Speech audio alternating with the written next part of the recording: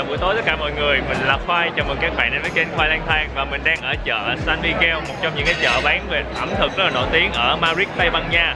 Và xung quanh mình có rất là nhiều hàng quán bán đồ ăn và mọi người ban đêm ra đây ngồi uống rượu cũng như là ăn các món tapas rất là nhiều. Và mình sẽ giới thiệu với mọi người xung quanh một vòng chợ này và mình sẽ đi xem coi có món nào hấp dẫn thì sẽ mua ăn nha. Ở đây các bạn có thể thấy là có rất là nhiều những cái hàng quán bán rất là đủ thứ món khác nhau. Ở đây mình đang thấy có một hàng bán về các trái ô liu. Có cả ô liu dồn với lại cá hồi, cà chua, thịt xông khói, dưa chuột dồn. Nhiều quá, hình như có cả trứng cút nữa. Và ở phía dưới này họ bán ô liu và họ tính theo một vá như vậy là 2 euro, tầm khoảng 55.000 đồng Việt Nam một vá. Ôi giá cũng khá là cao. Bên đây lại là một hàng bán tapas. Tapas là một trong những cái món rất phổ biến ở Tây Ban Nha, là một cái kiểu mà ăn chơi mà uống bia, không phải ăn no đấy. Đây là bánh ngọt cheese. Đây là một hàng bán hamon, một trong những cái loại mà hầu như bạn đi đâu ở Tây Ban Nha bạn cũng đều gặp họ bày bán ở khắp mọi nơi, trong các nhà hàng, trong các siêu thị, trong các chợ. Và mình sẽ không ăn hamon nữa tại vì hôm nay mình ăn khá là nhiều hamon rồi. Ở đây có cả xúc xích cây, chorizo. Đây họ đang bán rau củ quả và các loại nước ép. Ôi, rất là nhiều nha. Và có cả những loại trái cây nhiệt đới nữa. Khóm nè, cam đỏ nè, xoài nè. Ở đây còn có cả bông cải màu tím và màu vàng nữa nè. Sau khi mà mua xong thì bạn có thể ra cái khu ngồi ở chính giữa để mà ăn. Ở đây khá là ồn nha, nên mình không thể nào mà nói to hơn được nữa. Ở đây thì có các loại hạt nè, gồm có cả hạt điều, ngũ cốc và khoai tây chiên. Ôi, quầy này không hấp dẫn cho lắm. Đây là cá cơm muối chiên giòn của họ, cá cơm chiên giòn cũng ít muối của họ. Mực chiên giòn cũng là một trong những món rất phổ biến ở Tây Ban Nha. Bên đây mình đoán chắc là cá, có thể là cá tuyết hoặc là một cái món gì đó, nhìn có vẻ không rõ cho lắm. Người Tây Ban Nha thì họ rất là thích uống một ít rượu hoặc một ít bia trước cái bữa ăn và ăn một ít tapas trước bữa ăn, nên khi bạn vào một cái nhà hàng nào đó lúc nào cũng sẽ có một cái quầy bar rượu bia ở phía dưới để cho mọi người có thể uống rượu uống bia, nói chuyện linh ta tinh, xong rồi mới bắt đầu vào ăn món chính. Mình nhóm mọi người kêu một cái phần sò điệp, cái đĩa đó là 10 euro và anh ấy đã bỏ một ít tiêu lên trên và một ít muối và bỏ vào trong đó nướng lên. Không phải là nướng đâu, mình thấy như bỏ vào lò vi sóng thì phải.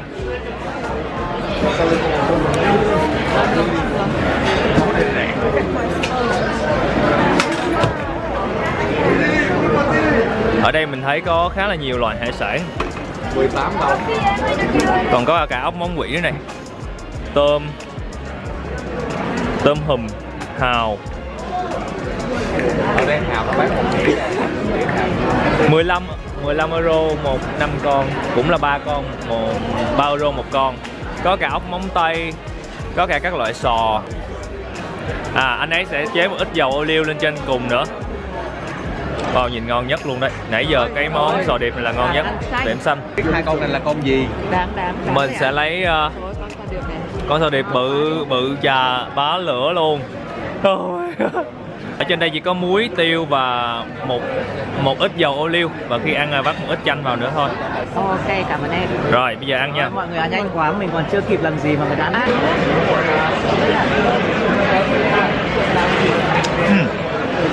Rất là ngọt, hình như họ có bỏ một ít bột tỏi vào trong đây nữa.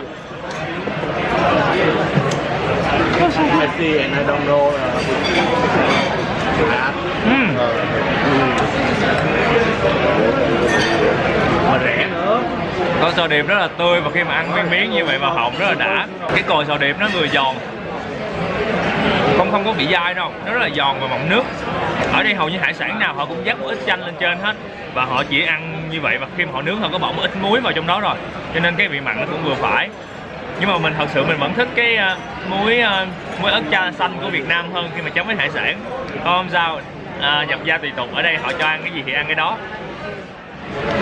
Ở đây còn có một ít vẹm xanh.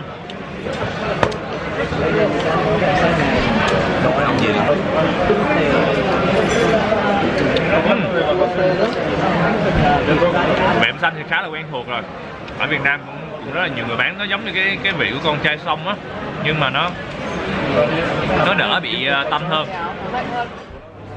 Cá tươi ở đây, bên đây các bạn có thấy món này không? Là một trong những cái món khá là nổi tiếng ở Tây Ban Nha, đó là mình có thể gọi nôm na là ốc móng tay quỷ. Tí xíu mình sẽ kêu một phần này ăn. Và wow, còn có cá mặt quỷ nữa này. Ở đây mình thấy có một quầy bán tapas và chắc là mình sẽ kêu một phần tapas, cá hồi hun khói, tapas, bạch tuộc. Giá của một phần tapas ở đây, bên đây các bạn thấy là 1 euro, bên đây là 1,5 euro và họ niêm yết giá rất là rõ ràng. Ok. Enough? Yeah, thank you. Bây giờ mình sẽ ăn trước cái phần tapas và cái con quỷ móng tay quỷ kia đã. Xong rồi tí xíu nữa sẽ đi mua tiếp những cái khác mà ăn. Rất là đói bụng rồi.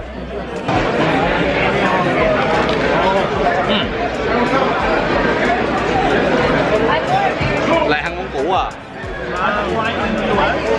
Cái phần bạch tuộc ở trên họ đang làm lạnh nữa, nên khi ăn vào cảm giác nó khá là tươi, một ít cái bột ớt hăng phía trên nữa, và bánh mì khá là giòn. Mấy món này thì kiểu như là để ăn chơi thôi, cái cách chế biến cũng khá là đơn giản. Bạch tuộc này giống như bạch tuộc mà các bạn hay ăn sushi á, không khác lắm. Bánh mì của họ vị khá là đậm và họ có quấn một ít bơ tỏi rất là thơm. Món tiếp theo mà mình giới thiệu mọi người là món móng tay quỷ.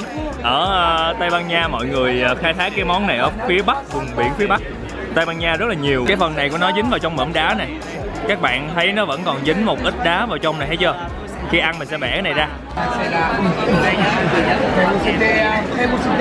Phía trong nó có phần thịt không? Mình sẽ ăn phần thịt này thôi, còn cái phần vỏ này mình sẽ bỏ đi.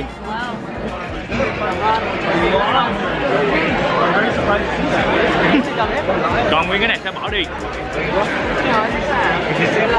Cái thịt nó sẽ hơi dai và khá là mọng nước và rất là ngọt. Cảm giác giống như là đang ăn xá sùng rồi đó.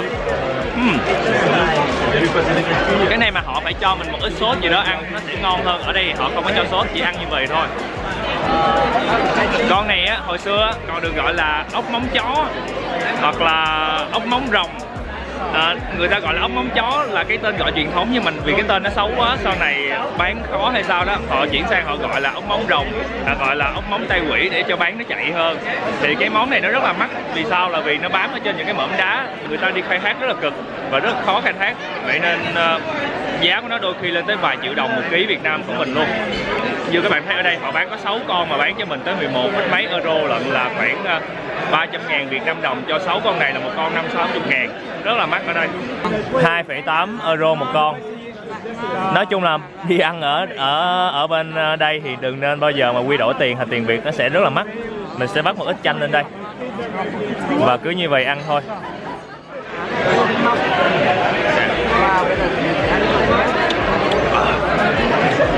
Không thể nào mà bỏ đi cái phần nước ở trong con hào được.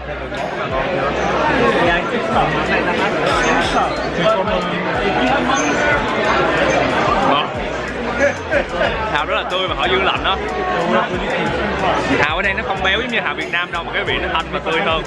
Khi mà bắt chanh vào cái vị chua chua của chanh và cái hào nó lạnh lạnh, rất là ngon.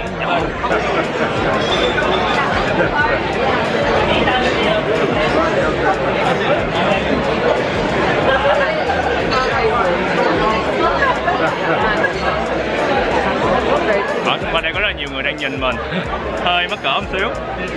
Cá hồi là một trong những cái món mình thích nhất. Ngon đúng không? Cái là một tạc vàng hay đúng không? Đúng rồi, một tạc vàng và trong cái sốt họ có để một xíu thì là món này là hợp gu của mình rồi, nên sẽ không cần phải nói nhiều. Ở đây gọi là chợ nhưng mà thật sự nó giống như là một cái nơi bán đồ ăn mà mọi người tụ họp lại để trò chuyện mỗi ngày vậy đó. Nên gọi là chợ cũng đúng ha. Nói đúng hơn là nó giống như là một cái nhà hàng nhưng mà lớn hơn một xíu. Bây giờ mình sẽ đi kiếm cái gì đó uống đã hơi khát nước. Đáng lẽ mọi người phải uống với rượu vang hoặc là với cocktail hoặc là bia hay gì đó thì nó mới hợp lý. Nhưng mà thôi, trung thành với lại mấy cái nước uống, nước ép. Tại vì nếu mà uống rượu hay bia mặt mình rất là đỏ tím luôn á, sẽ không có quay clip được. Ở đây mình thấy có một quầy bán trái cây rất là hấp dẫn nè. Đây, thấy chưa? Mình sẽ vào đây và mua một cái phần nước trái cây uống cho nó đã khát. Dâu tây rất là to.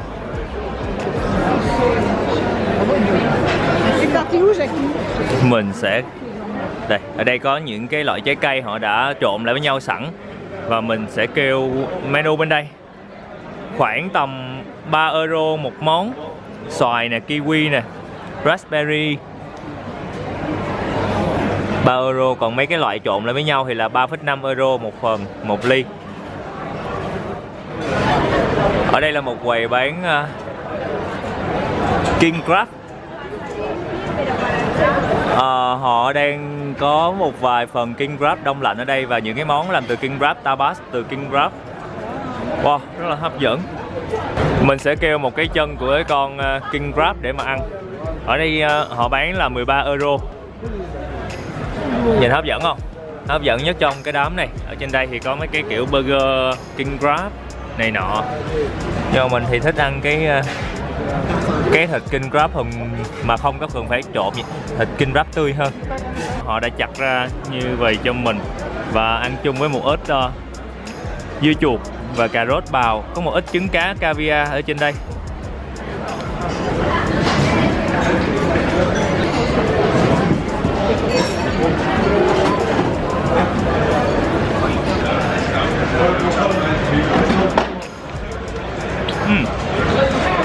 King crab ở đây á khá là tươi nhưng mà vì họ đã luộc sẵn và họ đông lạnh á, cho nên vị nó cũng khá là chán. Thiệt ra mình thấy cái này mà ăn ghẹ và cua tươi ở Việt Nam, cuộc sống Việt Nam sẽ còn ngon hơn rất là nhiều, chứ còn king crab đông lạnh thì cái hương vị của nó cũng đã giảm đi rất là nhiều rồi. Nhìn thấy hải sản thì thèm nên ăn thử thôi, chứ chất lượng nó thì cũng tương đối thôi.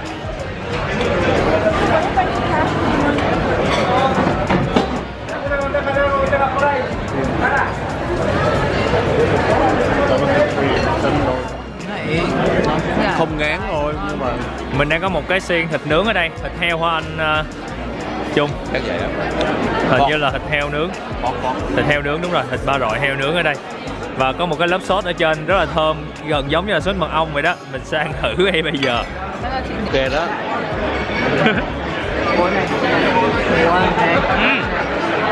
Mình thấy là sốt mật ong á. Như sốt mật ong hết. Sốt mật ong rất là ngọt và cái vị nó rất là gần với người Việt Nam mình, nó hơi ngọt hơn một xíu thôi. Cực kỳ như Việt Nam luôn. Dạ. Thôi ăn cái này nhớ quê nhà quá. Ngon. Cái này bao nhiêu vậy anh Trung? 2 đồng. 2 đồng cho cái này. Cho 2 đồng cho 2 sâu hay 1 sâu? 1 sâu này 2 đồng.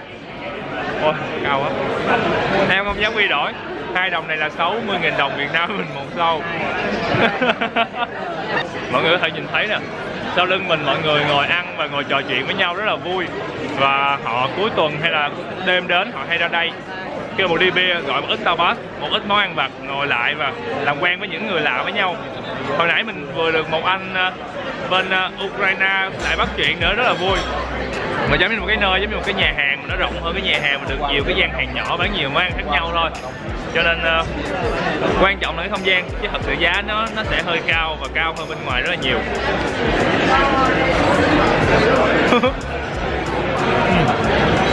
Cái thịt heo này ngon là vì nó rất là quen thuộc, vị rất là Việt Nam.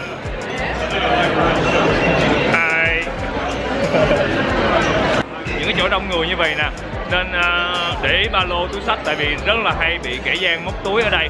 Đừng có nghĩ là những thành phố bên châu Âu là an toàn, không hề. Rất là nhiều người mà lừa đảo cũng như là móc túi, cho nên mình khuyên là các bạn đi á thì nên đeo theo cái ba lô chéo ở phía trước, giữ phía trước và bóp ví nên để vào túi phía trước, đừng để phía sau, rất là dễ bị móc. Ở đây họ còn có bán paella. Paella là một cái loại cơm truyền thống của người Tây Ban Nha. Cơm giống như là cơm hầm truyền thống của người Tây Ban Nha vậy đó. Họ sẽ ăn cùng với lại các loại rau củ. Họ sẽ chiên rau củ, thịt gà, thịt thỏ, thịt heo lên, xong rồi chiên cho nó cháy xém, rồi họ sẽ đổ cái nước dùng gà và cộng với một số loại gia vị. Trong đó có phải là có một xíu sốt cà chua, một xíu bột ớt, paprika và có một ít nghệ tây. Nghệ tây nó sẽ tạo màu và tạo mùi hương đặc biệt. Và họ sẽ bỏ gạo vào trong đó nấu ninh lên thành cơm. Nhưng mà món này thì nó sẽ hơi dầu một xíu và ban đêm rồi nên mình sẽ không kêu lúc này. Mình sẽ để bụng ăn những cái món khác.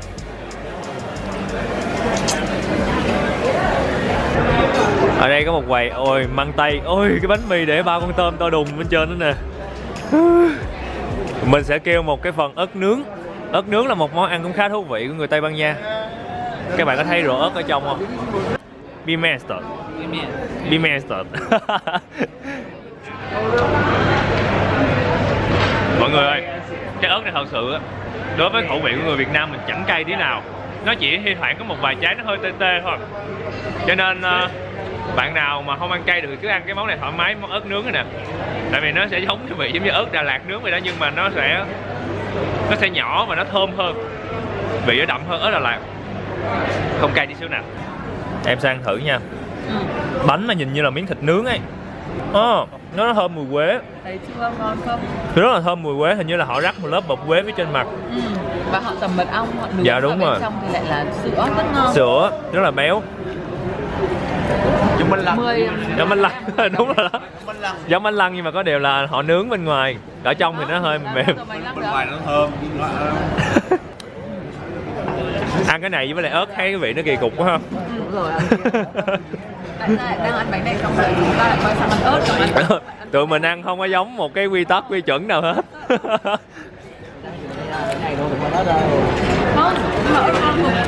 Ớt ngon mà. Cái này nó kiểu lạ lạ. Em lại thích ăn ớt, cái mùi ớt rất là thơm. Bây giờ chắc là mình sẽ chuẩn bị để về lại khách sạn đây. Thì ăn mọi thứ một ít cũng là khá là no nê. Mặc dù giá ở đây có thể là cao hơn so bên ngoài, nhưng mà ở đây có cái không gian bạn bè, bạn nào mà thích ngồi uống một ít bia và ăn một ít thức ăn tapas, hải sản và ngồi trò chuyện với những người mà mình quen, hoặc là kể cả những người lạ để làm quen thêm những người bạn mới, thì có thể đến đây. Đây là một cái nơi rất là thú vị để kết bạn. Vậy nha, hẹn gặp lại các bạn trong những cái clip sau. Bye bye. Chào tạm biệt mọi người, mình là Khoai. Nhớ bấm đăng ký để xem thêm nhiều clip về du lịch và ăn uống của mình mỗi tuần nha.